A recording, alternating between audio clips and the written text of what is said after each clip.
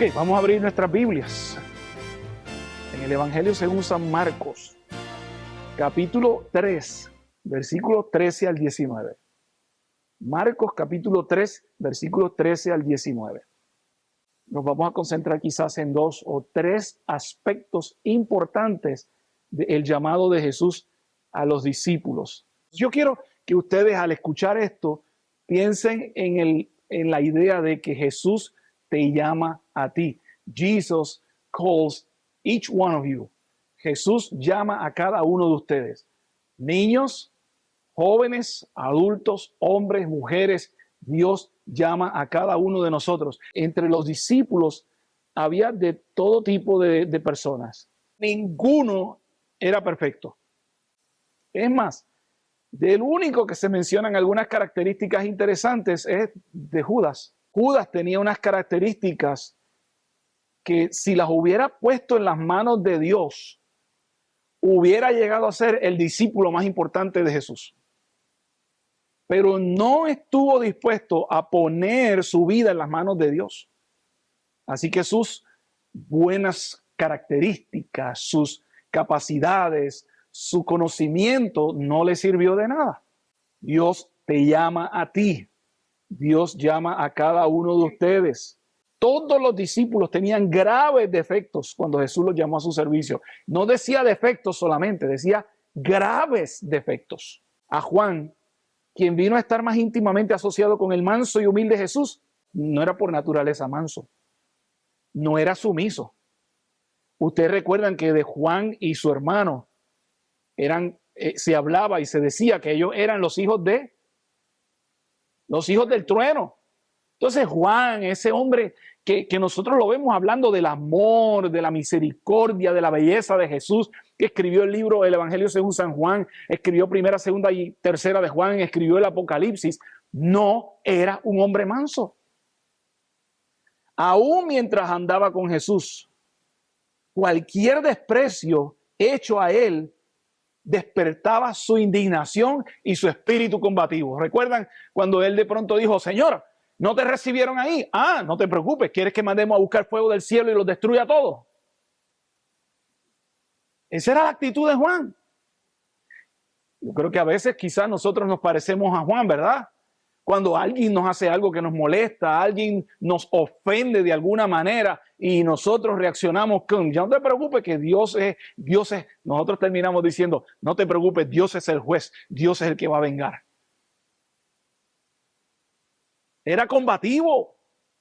Había un genio y un espíritu vengativo, un espíritu de crítica. Era orgulloso, quería ocupar el primer puesto en el reino de Dios. Y lo vemos hablando del amor. Porque de tal manera amó Dios al mundo que ha dado a su Hijo unigénito que dio para que todo aquel que en él cree. ¿Cómo? La vida eterna. Todos los discípulos tuvieron privilegios especiales. Ninguno era perfecto. Es más, se dice de ellos que tenían graves defectos de carácter. Esos defectos de carácter que eran graves pudieran ser o parecerse a los defectos de carácter que tenemos nosotros, o cómo nos sentimos cuando nos ofenden. Sin embargo, el Salvador no se apartó de ellos por causa de las debilidades y los errores de ellos. Tenían defectos, tenían errores graves, pero aún así el Señor Jesús no se apartó de ellos. Miren esto, miren, para mí esto está tremendo, esto es impresionante. En sus hábitos y temperamentos, los apóstoles eran muy diferentes unos de los otros. Entre ellos estaba Leví, Mateo y el celote Simón. Luego, el generoso pero impulsivo Pedro. Y luego el ruin Judas. Tomás, el fiel, que aunque era tímido, era miedoso. Felipe, que era lento de corazón e inclinado a la duda. Todo el tiempo. Es que eso no se va a poder lograr. Pastor, pero eso no se va a poder hacer. Pastor, esto no se puede lograr. Esto se intenta. Todo. La duda. Luego, los ambiciosos y jactanciosos hijos de Zebedeo con sus hermanos. ¿Se dan cuenta? Ninguno de los discípulos, alguien dijo cierta vez, si nosotros fuéramos a darle empleo a los discípulos y recibiéramos su resumen en nuestra mesa, en la oficina de nuestro negocio, de nuestra empresa, para darles trabajo, quizás los rechazaríamos a todos. Es más, alguien dijo cierta vez, rechazaríamos a Jesús. No le daríamos trabajo a Jesús. Especialmente con las que él estaba supuestamente rompiendo las reglas. Las reglas establecidas por los sacerdotes y por los líderes religiosos. Ahora, en esta historia nosotros vemos varios versículos importantes. Por ejemplo, el versículo 13. Después subió al monte y llamó allí a los que él quiso y vinieron a él. ¿A quiénes llamó?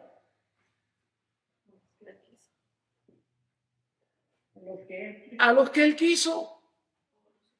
Ahora, en muchas ocasiones yo le he dicho a la iglesia que Dios llama a todos. ¿Es cierto o no es cierto?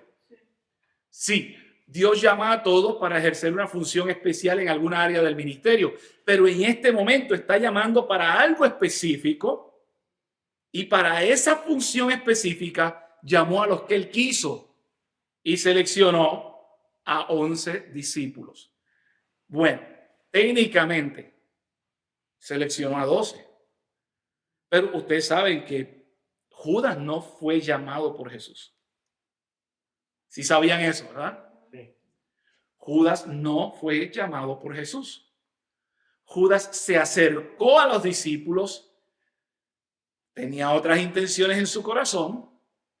Los discípulos parece que lo conocían, sabían que Judas tenía buenas relaciones personales, era un tipo con unas habilidades extraordinarias para hablar con los sacerdotes, con los publicanos, con los líderes. Era un tipo que tenía influencia y ellos, de hecho, los discípulos habían llegado a dudar de Jesús y del ministerio de Jesús porque daba la impresión que Jesús no tenía ninguna intención de ejercer ningún tipo de influencia con los sacerdotes, los fariseos, con lo que tenía que ver con el dominio del trono de Israel. Jesús no estaba interesado en eso y los discípulos decían, ¿será realmente que este Jesús es el Mesías?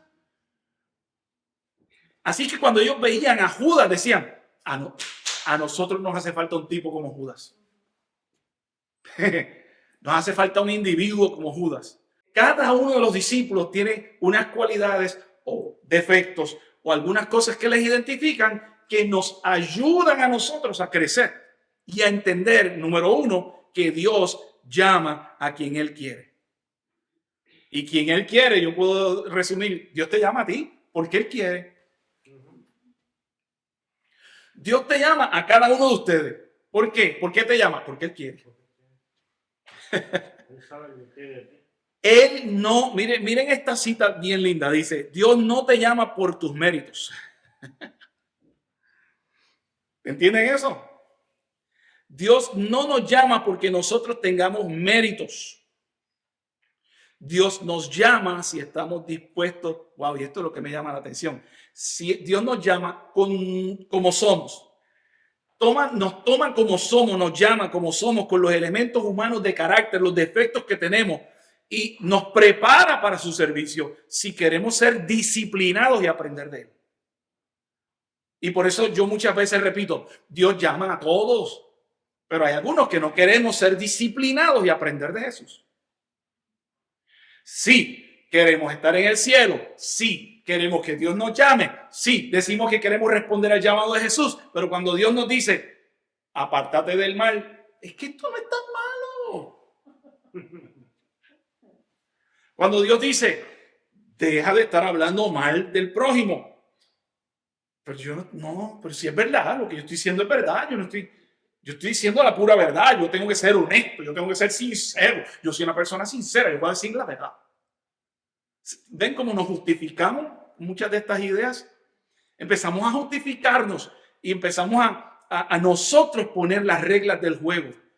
Sin embargo, otra vez enfatizamos, Dios no nos elige porque seamos perfectos. Algunas personas dicen, no, pero yo no puedo predicar. Eso es algo que tienen que hacerlo los ancianos. Eso es solamente el pastor. Pero ¿a quién escogió Dios? No me escogió a mí nada más. Él no escogió solamente a los ancianos nada más. Él los escogió a todos ustedes. Claro, claro. Escogió a los discípulos para una función especial, como puede escogerlos a ustedes para predicar y a otros para cocinar. Pero a la hora que nos toca predicar, ¿por qué decir que no? Si el Señor nos escoge para hablar a otros de Jesús también. Bueno, aquí vuelvo y añado, no, nuestra predicación no tiene que ser necesariamente aquí hablándole a todo el mundo, puede ser a través de nuestro ejemplo, de nuestro estilo de vida, de mostrarle a otros lo que Dios ha hecho con nosotros. No somos elegidos porque seamos perfectos, sino a pesar de nuestras imperfecciones, para que mediante el conocimiento y la práctica de la verdad y por la gracia de Cristo podamos ser transformados a su imagen. Wow. Entonces, Jesús llama a quien Él quiere. Nos escoge y nos transforma si estamos dispuestos a ponernos en sus manos. Jesús nos llama para estar con Él. Jesús nos llama a quien Él quiere. Número 2, podemos decir, Jesús nos llama para que estemos con Él. Y después de estar con Él es que podemos ir a otro y decirle, quiero hablarte de alguien con quien he pasado tiempo. Y te recordarán que mucha gente veían a los discípulos y decían, me parece que estos andaban con el Jesús. Porque hablan como Jesús, caminan como Jesús, se comportan como Jesús.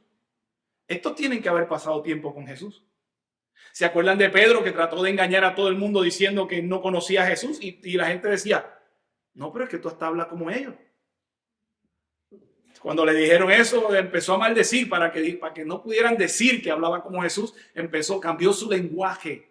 Empezó a decir palabras sueces y cosas feas para que nadie tuviera que decir que hablaba como Jesús. Pero pasó tiempo con Jesús y hablaba como Jesús. Entonces, el número 2, Jesús quiere pasar tiempo contigo. Jesús te llama porque quiere pasar tiempo contigo. Y en realidad, mis hermanos, es que nosotros no podremos dar lo que no hemos recibido.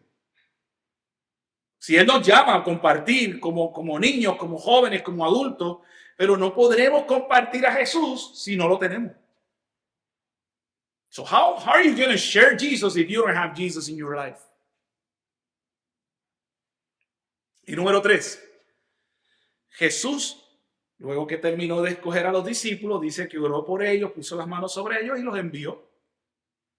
Y aquí me llama la atención. Los envió con la autoridad de Cristo, los envió con la autoridad del cielo. Y estos discípulos que eran imperfectos, fueron, predicaron, hicieron milagros, aún Judas, en el nombre de Jesús. Hicieron milagros, cumplieron la misión porque fueron en el nombre de Jesús. Entonces, Jesús no solamente nos llama, Jesús no solamente quiere que pasemos tiempo con Él, Él nos capacita para hacer el trabajo que nosotros necesitamos hacer. Yo quiero usar esta cita para cerrar con ustedes y nuestros amigos que nos están viendo. El Señor, como representantes suyos entre los hombres, no elige a ángeles que nunca cayeron. Okay, let me repeat this. Como representantes suyos entre los hombres, Cristo no elige ángeles que nunca cayeron, sino a seres humanos, hombres y mujeres de pasiones iguales a las de aquellos a quienes tratan de salvar. Fascinante.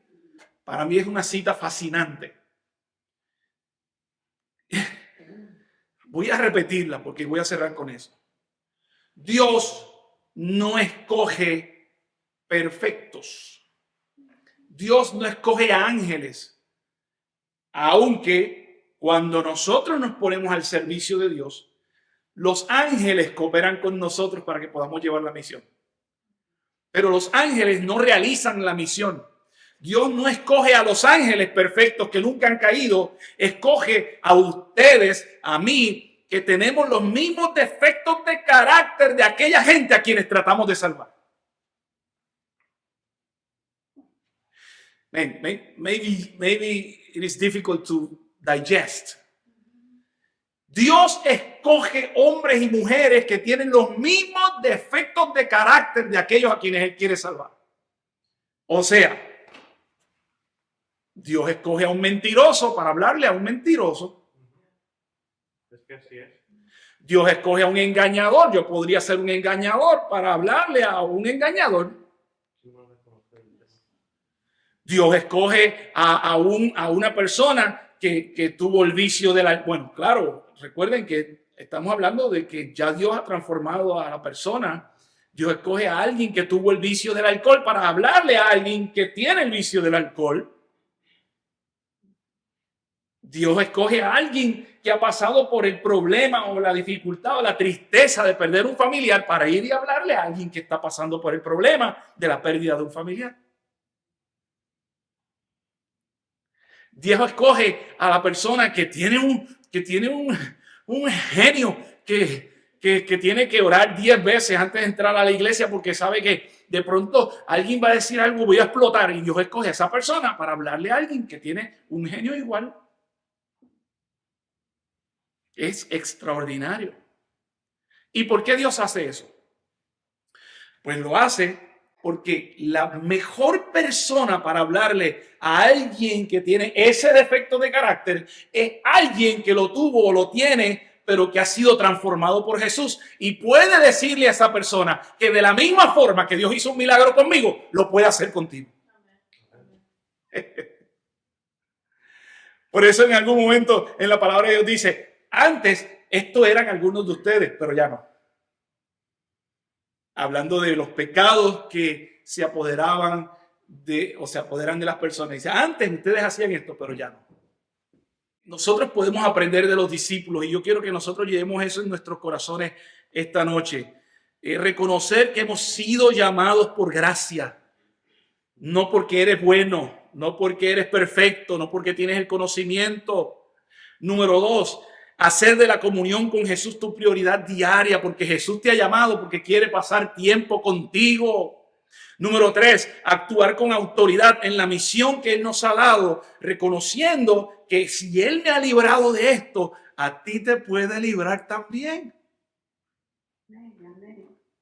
Dios llama a cada uno de ustedes y a mí. No es un llamado lejano, no es un llamado exclusivo. Jesús sigue llamando hoy.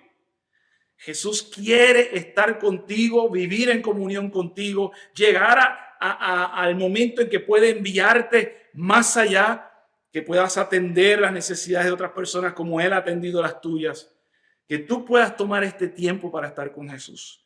Y a través de tener una relación con Jesús, de obediencia, de trabajo con Jesús, puedas entonces atraer a otros también a Jesús. ¿Les parece que podemos nosotros permitirnos, vamos, porque no es permitir a Dios en este caso, es permitirnos a nosotros que Dios pueda trabajar en nuestras mentes, en nuestros corazones, reconociendo que estos discípulos eran, si vamos a usar las expresiones de hoy, eran unos sinvergüenza, pero se pusieron en las manos de Dios, Dios los transformó y fueron el fundamento de la iglesia. Cristo es el fundamento y ellos piedra sobre piedra. Y de la misma forma Dios quiere y puede hacer con cada uno de nosotros. Imperfectos como somos, Dios quiere usarte para el engrandecimiento de su obra. ¿Estás dispuesto? ¿Estás dispuesta?